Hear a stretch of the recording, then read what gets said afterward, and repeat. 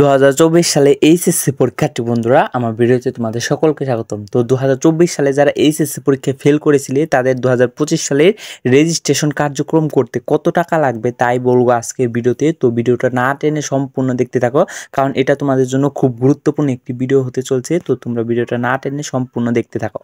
এই যে তোমরা দেখতে পারছো যে তোমাদের লিস্ট এখানে দেওয়া আছে, যে তোমাদের এক বিষয় কিংবা দুই বিষয় ফেল করলে তোমাদের কত টাকা করে লাগবে সেটা কিন্তু বলা হয়েছে।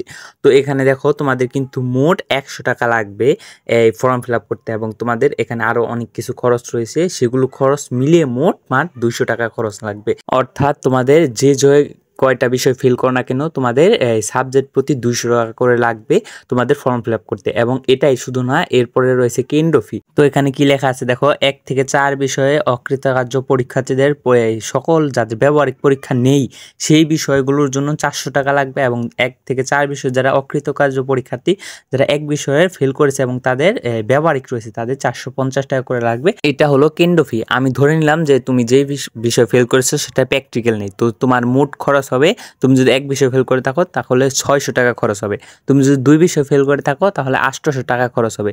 তুমি যদি 3 বিষয় ফেল করো তাহলে 1000 টাকা প্রয়োজন হবে, এবং তুমি যদি 4 বিষয় ফেল করো তাহলে 1200 টাকা প্রয়োজন হবে। এভাবে কিন্তু তুমি বের করতে পারবে তোমার কত টাকা লাগবে। এবং তোমার যদি ওই বিষয়ে ব্যবহারিক থাকে তাহলে কিন্তু আরও এক্সট্রা 50 টাকা থাকবে। এবং এটা কিন্তু গত বছরের, এই বছর না, এই বছরটা এখনও পাবলিশড হয়নি, সেটা পাবলিশড হলে কিন্তু আমি তোমাদের জানিয়ে দেবো যে কত টাকা করে লাগবে। এটা কিন্তু গত বছরের ফর্ম ফিল আপের হিসাব, এই বছরে একটু কম বেশি হতে পারে, যদি কম বেশি হয় সেটা আমি তোমাদের ভিডিওর মাধ্যমে জানিয়ে দেবো। তো ততক্ষণ পর্যন্ত অবশ্যই সবাই চ্যানেলটাকে সাবস্ক্রাইব করে পাশে থাকা বেল আইকনটা ক্লিক করে রাখবে।